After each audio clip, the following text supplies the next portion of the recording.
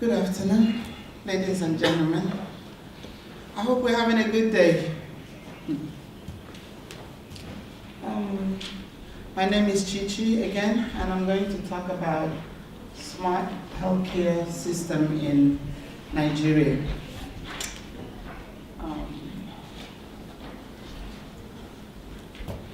We're going to look at Nigerian healthcare system and its current position on smart healthcare services. By the way, the name there is actually not mine, and it was an error.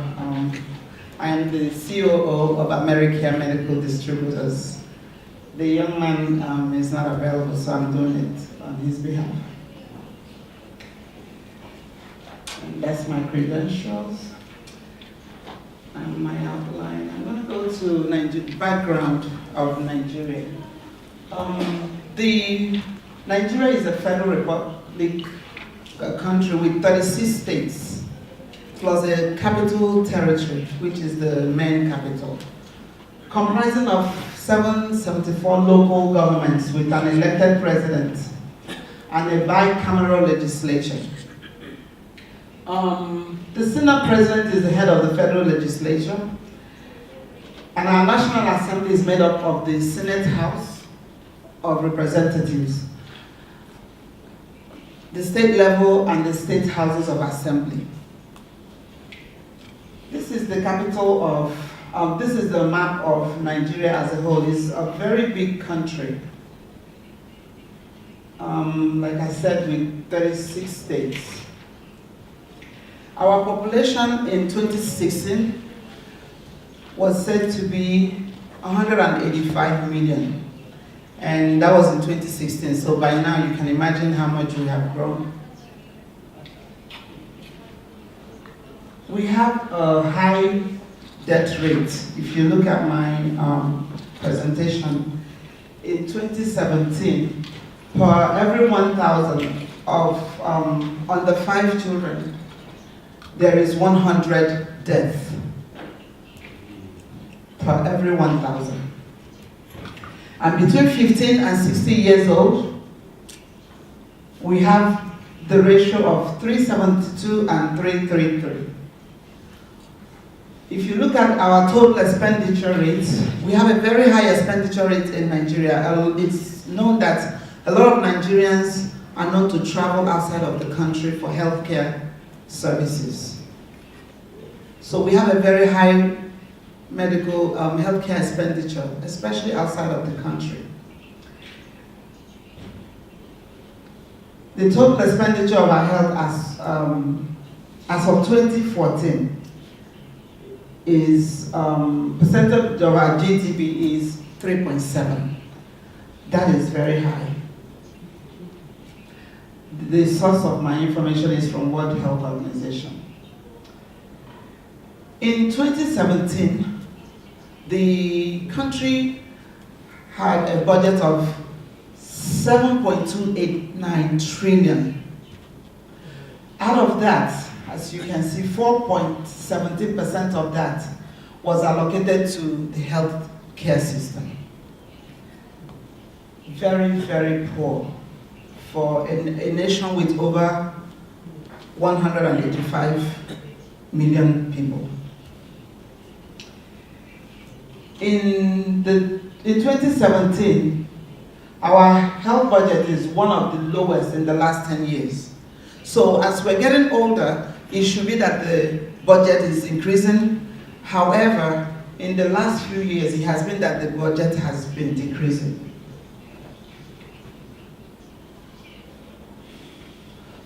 So what is really appalling is that WHO ranks Nigeria as 187 out of 190 in World Health System. So you see there's a need for intervention. With our current statistics, we have over 33,000 general hospitals, 20,000 primary health centers and posts, and 59 teaching hospitals and federal medical centers.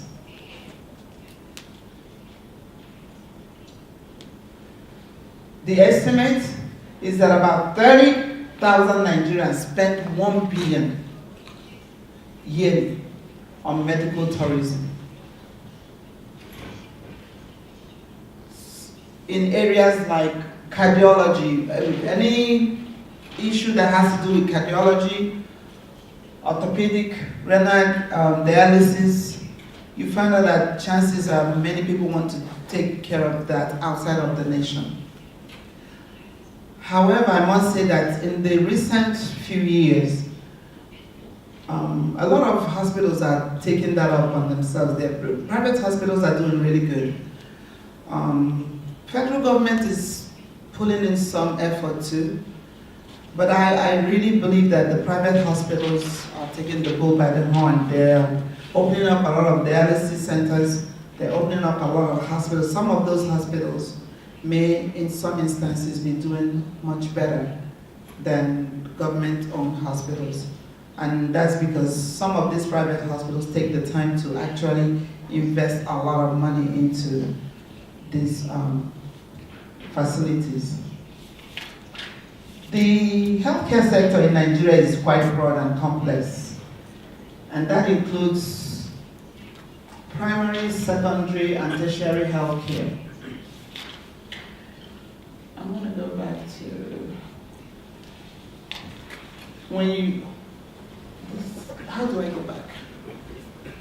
Back, down, back to where I was. No. You want to forward? Back. Okay, that's fine. Thank you. Yeah.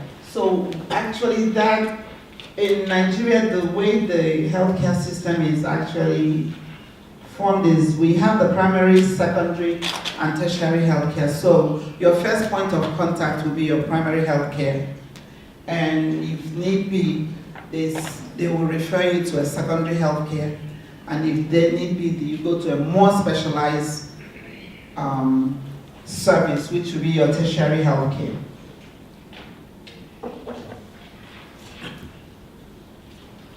As I said before, the market is quite large and very diverse.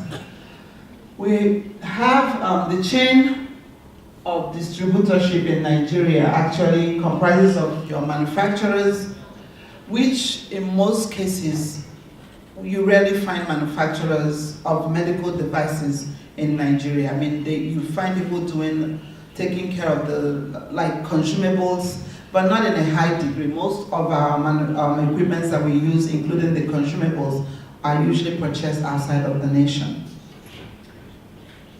So you have the manufacturers and distributors like us, retailers, financing entities, medical insurance, service providers, medical education providers. And all of these have need for medical investment in all the segments that I have mentioned above. The federal government usually is responsible for coordinating affairs at the federal medical centers and teaching hospitals. From what I said before, we have about 33,000 hospitals of those. The state government is responsible for running the general hospitals. Then you find your local government hospitals. These ones are responsible for the primary healthcare centers. And then your private sector. There has been a tremendous amount of growth in the private sector in the recent years. So we have the three segments of the three tiers of medical, of healthcare in Nigeria: your primary, secondary, and your tertiary healthcare.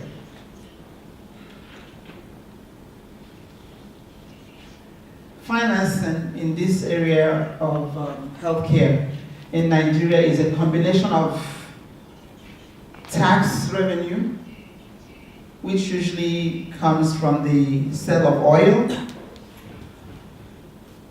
I would say that 70% of the citizens have out-of-pocket payments for healthcare services. A certain percentage, which is not a high percentage, is paid by donor funding. And then there is health insurance, which maybe about 15% of the population have health insurance. So your major financing for healthcare in Nigeria is actually out of pocket.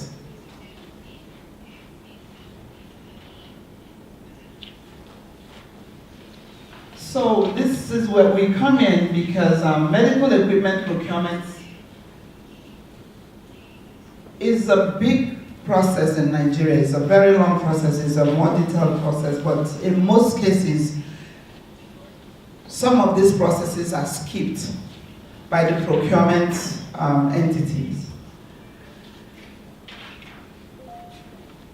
Pretty much in the procurements, we expect that there will be selecting of vendors. Usually if there's a bidding involved, there will be selecting of vendors, there will be strategic vetting, establishment of payment terms, selection, and then contracts negotiation.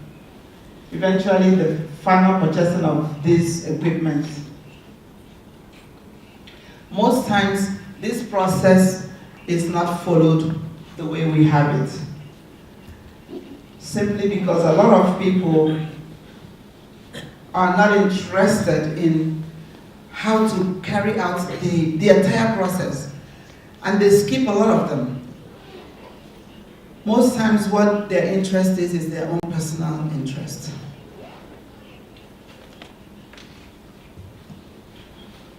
In other words, proper procurement management is important, especially in a country where you have this huge population.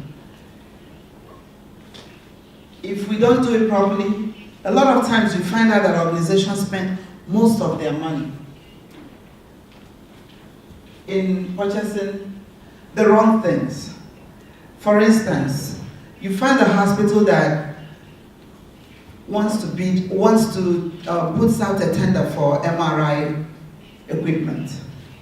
When you go there, you can't even find an ECG machine. So you wonder why the procurement of an MRI equipment when you may not even have the right skills for the management of such a big equipment. But most times you find out that when such huge equipment is purchased, it makes it easier for some people to pocket some of that money. So we find out that a lot of procurement system can use some help.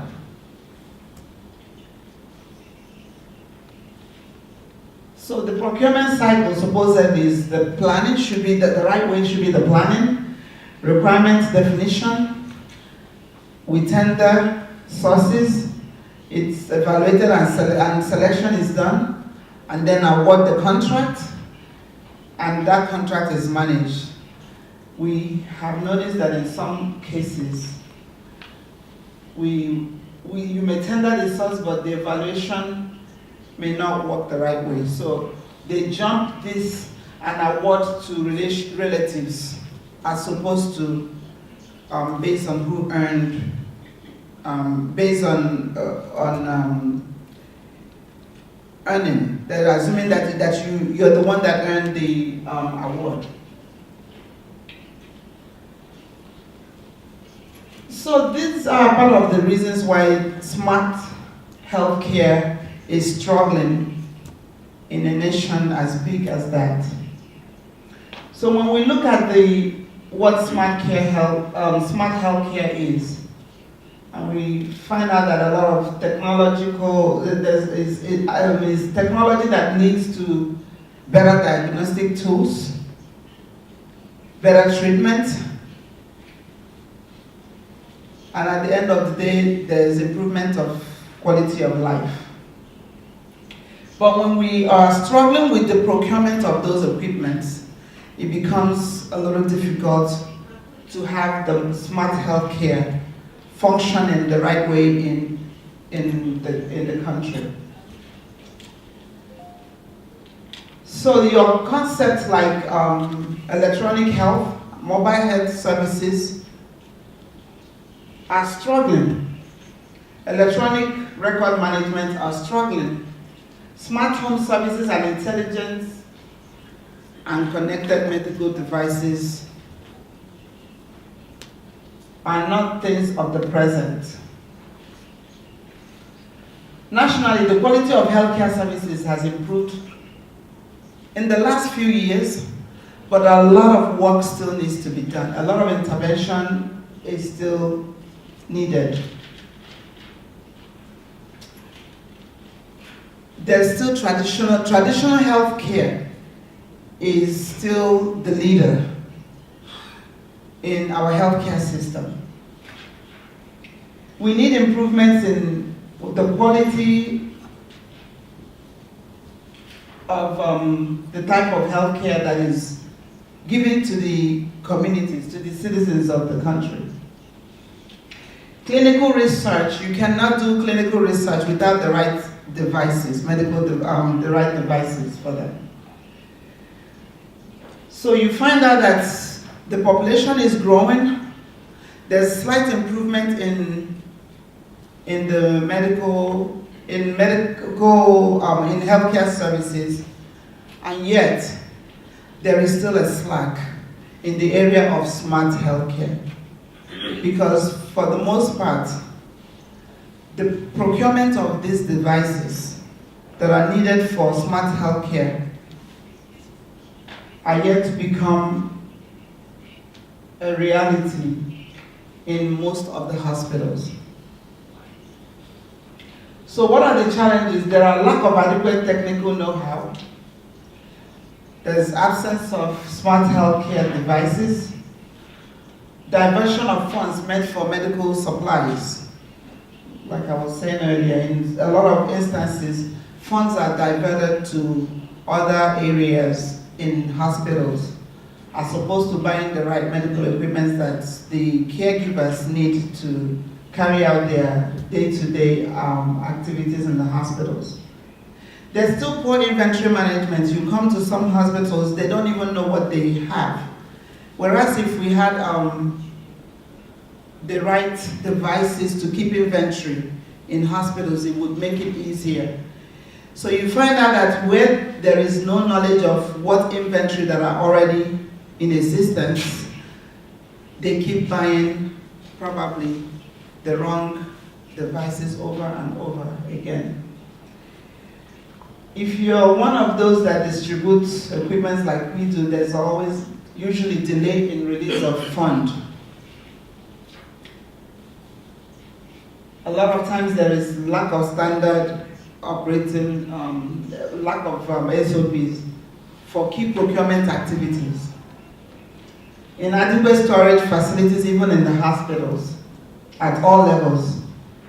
And most times the trainings, no technical experts to train the end users on how to use even the equipment that they have in the hospitals. So if we apply smart healthcare in the healthcare system, it would help our traditional healthcare, which is struggling. If you go to a lot of villages, in fact, I had the privilege of visiting one hospital in the remote area, and I found out that they were still using, I don't know if cooking stove, the stove that you use to cook. They're still using cooking stove in doing their sterilization of surgical instruments. So you find out that in some areas, that is what is obtainable. And that's not to take away the fact that in major cities you find better facilities. Better facilities are obtainable.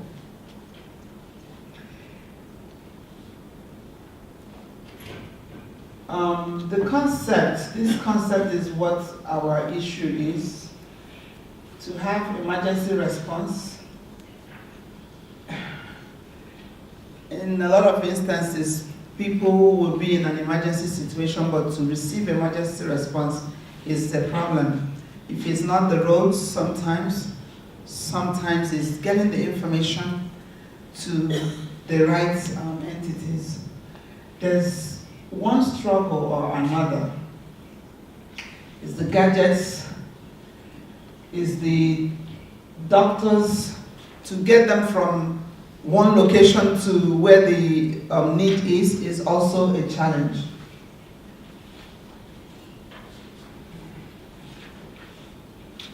So currently, I would say that the smart healthcare services in Nigeria is not at par with many other developing countries due to the challenges that I mentioned prior.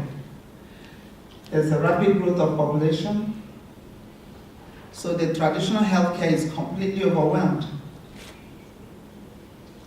There are medical practitioners, but everybody wants to go out of the country to go and practice in wherever they think is a green grass, is greener on the other side of the world. Many times there's still a struggle with early detection, diagnosis, and of course treatment and better innovation of medical equipment, due to lack of better innovation of medical equipment.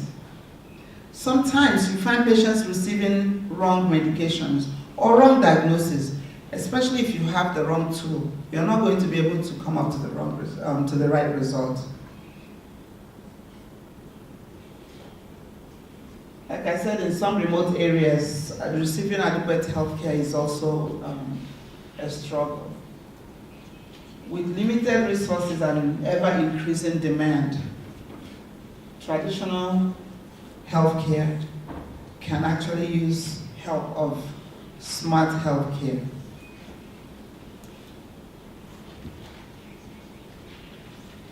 So if we have a system of healthcare that could allow doctors to gain access to patients no matter where they are, and like I said, sometimes the roads to even some areas may be a struggle, may be an issue. But if they have a system that is more organized and that gives them a better access, it will be easier to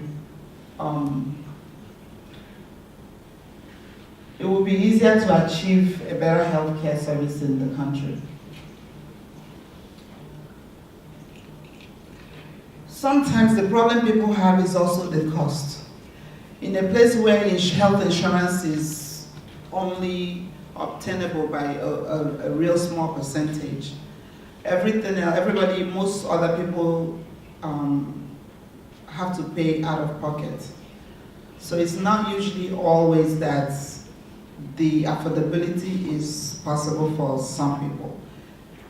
And then for some people that are able to go outside of the country, so you find a small percentage are those that have a lot of money and they're able to fly out and get services whenever they need it.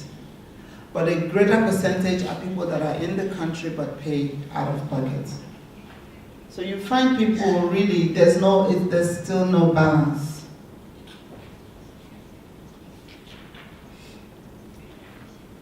And I believe that's one of the reasons why you find some of the physicians would prefer to travel out of the country and practice outside of the country instead of practicing in their country, and that's simply because of these little challenges that they face in a healthcare system that is still struggling.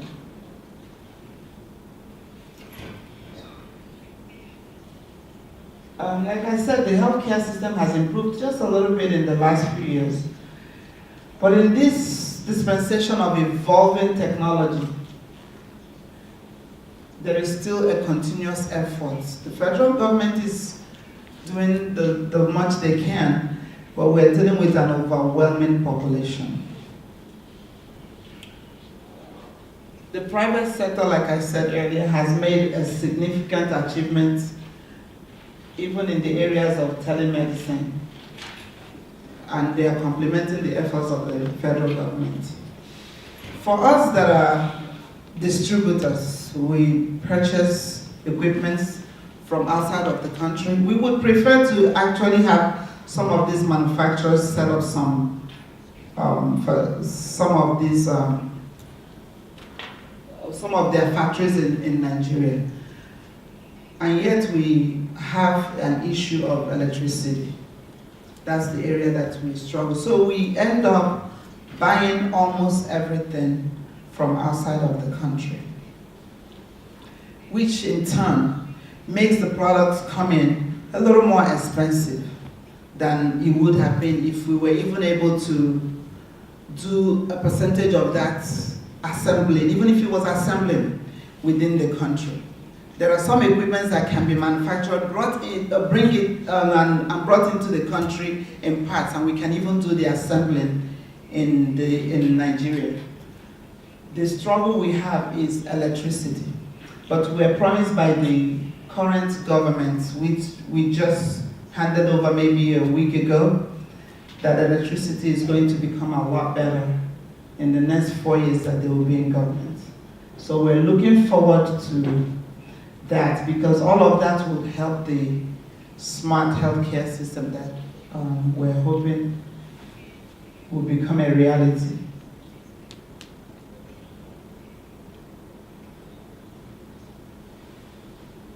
So I think I touched this earlier. So areas of improvement. With innovative technology, the industry will be tracking system is another problem that we see in the hospitals. So if we can bring in better technology, which we on our side are working so hard with some other manufacturers outside of the country. We are working with countries like Brazil, some European countries, to bring in good quality equipment, but at a price that is not so high. So it has been really, there's been a lot of improvement. Our main office is in the US, so when we came into Nigeria, what we had to do first was educate the end users on the need for them scaling up in their use of equipment. And we've been in Nigeria since 2008, and we can see some improvement now. It has been a campaign of getting them to reconsider the kind of equipment they are using, getting them to not focus only on name brand equipment, because there are a lot of non-known brands that are just as good as branded or known brands. So we're working with small scale manufacturers, making sure that we can bring in good, solid equipment, durable equipment into the country at an affordable rate, and still be able to actualize the same exact results as if we were using known brands. We also do after-sales services, which also is big. When we first came into the country, we found out that equipment would just break down and it would be abandoned. When we found out that the problems may not even be big problems. So we started doing after-sales services on every equipment we supply. And that's when we partner with manufacturers, we make sure that they also have technical support. So you don't even have to be there to offer technical support. Through technology, you can support us through, we can just use computers, we can use technology, and you don't have to personally be present in Nigeria to support us technically. But we make sure that with every hospital that we supply equipment to, we have an understanding on providing them with after-sales services. And we have seen a lot of improvement in that area. Not only do we provide after-sales services, we also train the end users on how to use it, because that was another problem we found out, that when you provide an equipment that they're not used to, they would rather say it doesn't work than learn how to use it. But we found out that we could go over and over again and make sure that they understand how it's used. And when you use the right tools, it makes the work of the caregiver very, very easy. Technology transfer. We also try to make sure that before we supply equipment, we distribute, we represent any manufacturer that we have licensing with that. They give us exclusivity, because we try to make sure that we do not go out there and compete against each other over a particular manufacturer's products. So what I'm trying to say is that strong partnership with manufacturers is actually what's going to keep helping Nigeria as a nation. If we can partner with manufacturers outside of the country and bring in the right equipment for the caregivers to use, it's going to help the healthcare system and actually make it much easier for everyone. The importance of partnerships in turning the health sector around cannot be overemphasized.